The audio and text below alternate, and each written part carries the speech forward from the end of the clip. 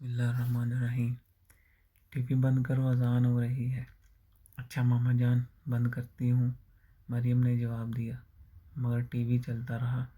سنا نہیں؟ T V بند کرو، اب مما نے تیز آواز میں کہا۔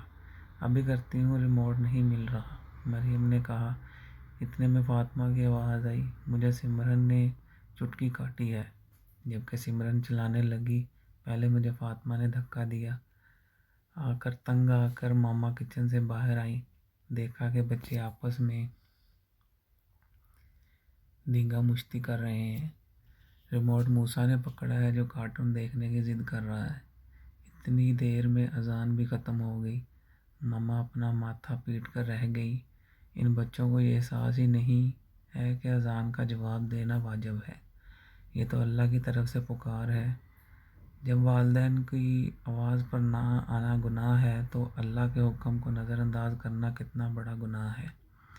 ہمارا فرض ہے کہ تمام دنیاوی کام کاج چھوڑ کر پہلے اذان کا جواب دیا جائے، پھر نماز کا اہتمام کریں، اس کے بعد دنیاوی کاموں میں دلچسپی لیں۔ میں تمہارے پاپا کو بتاؤں گی کہ تم نے آج کیا کیا ہے۔ رات کو جب ان کے پاپا آئے تو ماما نے سارا قصہ سنایا۔ پاپا نے بچوں کو اپنے ساتھ بٹھا کر بتایا، پیارے بچوں، دنیا میں سب سے زیادہ بلند ہونے والی آواز اذان کی ہی ہے۔ یہ واحد آواز ہے جو ہر لمحہ دنیا میں گونجتی رہتی ہے۔ اس کا جواب دینے والے پر فرشتے رحمت برساتے ہیں، اللہ تعالیٰ کی رحمتیں نازل ہوتی ہیں۔ سب سے بڑی بات یہ ہے کہ جتنا ثواب اذان دینے والے کو ملتا ہے، اتنا ہی ثواب گھر، دفتر یا باہر کہیں بھی بیٹھے فرد کو اس جواب دینے سے ہوتا ہے۔ پاپا نے انہیں ایک تاریخی واقعہ بھی سنایا۔ خلیفہ ہارون رشید کی بیوی ملکہ زبیدہ نے مکہ شریف اور مدینہ شریف کے درمیان حاجیوں کی سہولت کے لیے ایک نہر کھدوائی تھی۔ خلیفہ وقت نے اس کا نام نہر زبیدہ رکھ دیا تھا۔ جب ملکہ زبیدہ کا وصال ہوا تو ایک معزز عورت نے ملکہ کو خواب میں دیکھا اور پوچھا، تیرے ساتھ خدا نے کیا معاملہ کیا ہے؟ ملکہ نے کہا، اللہ تعالیٰ نے مجھے بخش دیا۔ اس عورت نے پوچھا، کیا نہر زبیدہ کی وجہ سے؟ ملکہ نے کہا، نہیں، اذان کے احترام کی وجہ سے۔